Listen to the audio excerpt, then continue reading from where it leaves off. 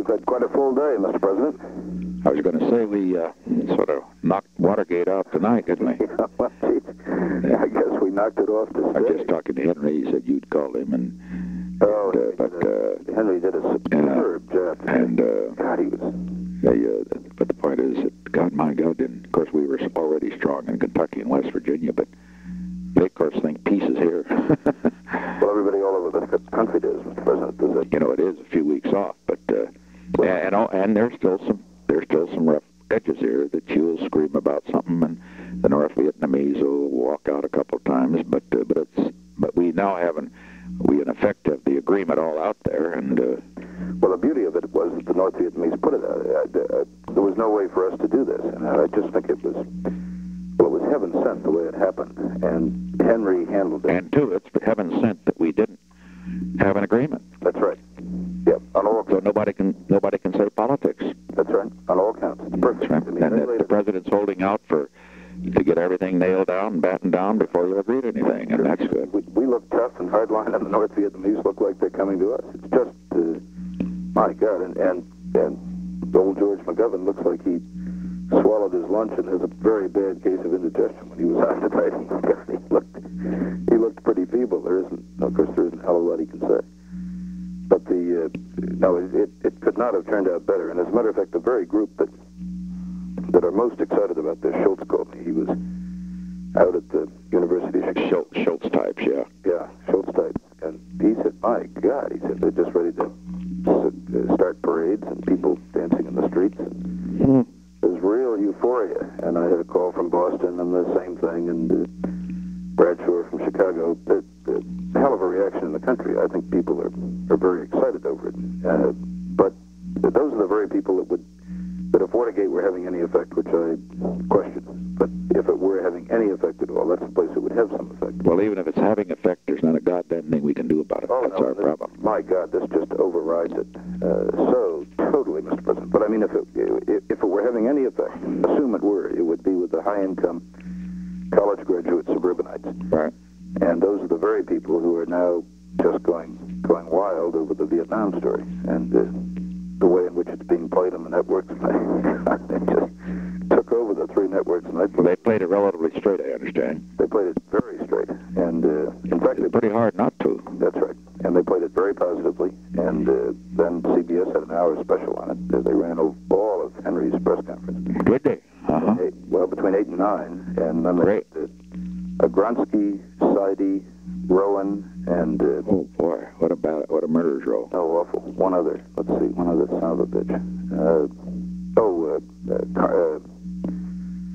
Breslow from the Star, and they just, my God, they're ready for the padded cell. I mean, what were they saying? Raising, bitching?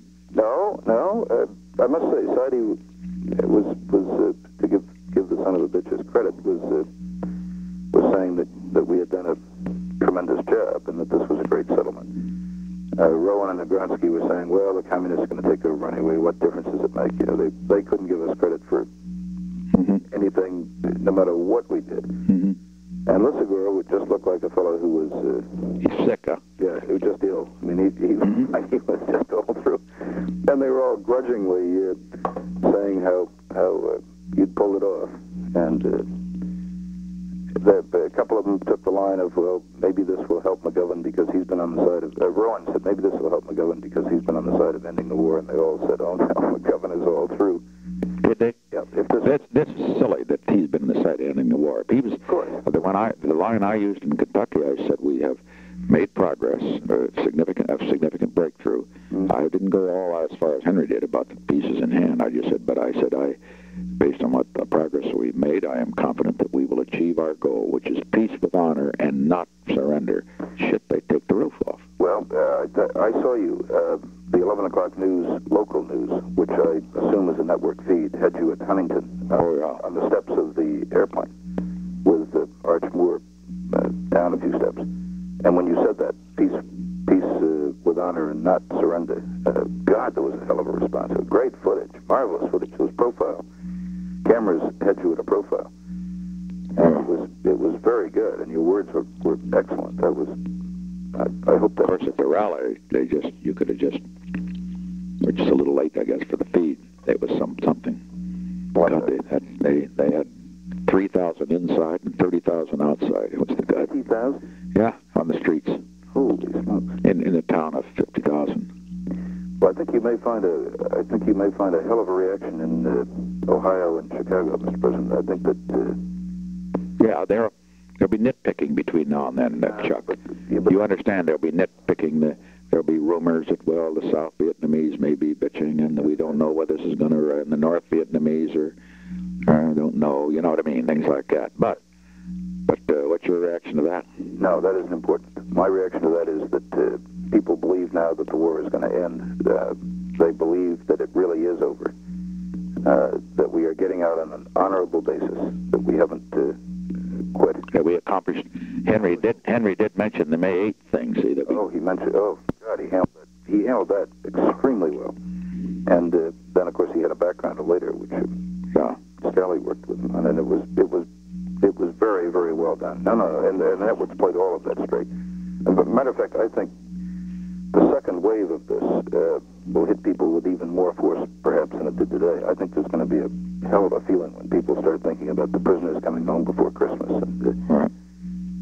There's a lot of emotional feeling. I've talked to maybe a dozen people this evening, and their reaction was all the same. That their phones have been ringing and they've been calling friends.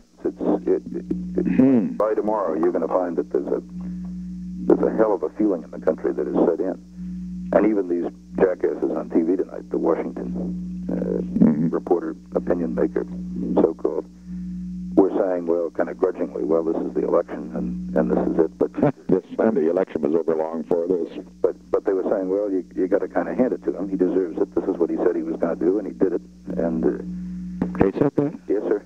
Yeah, Sardi was the one who kept coming back, and he said, well, 5 years from now it may be communist over there, but Nixon said he was going to get us out, and he was going to get us out without turning it over to the communists, and he was going to get us out without a coalition government. By God, he's doing it, and you got to give him his grudging. Oh, hell. I mean, and we're getting the prisoners, too. That's right. Which McGovern wasn't getting, you know. Oh, I think he just is, he's dead on this, Mr. President. I mean, I don't think... What'll he turn to now? Well, he'll keep talking about Watergate.